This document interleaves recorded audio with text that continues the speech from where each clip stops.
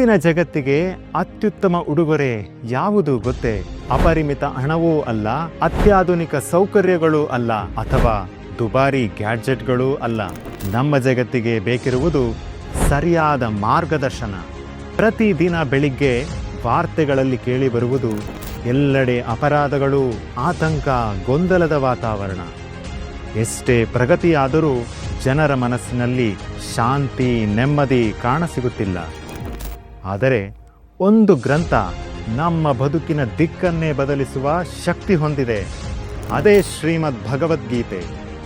ಅದಕ್ಕಾಗಿಯೇ ಇಸ್ಕಾನ್ ಬೆಂಗಳೂರು ದೇವಾಲಯವು ಲಕ್ಷ ಗೀತದಾನ ಯಜ್ಞ ಆರಂಭಿಸಲಿದೆ. ಇದು ಭಾರತಾದ್ಯಂತ 1,00,000 ಭಗವದ್ಗೀತೆಯನ್ನು ವಿತರಿಸುವ ಮಹಾಯಜ್ಞ. ಪ್ರತಿ ಗೀತೆ ಒಂದು ಮನೆಗೆ ಬೆಳಕು.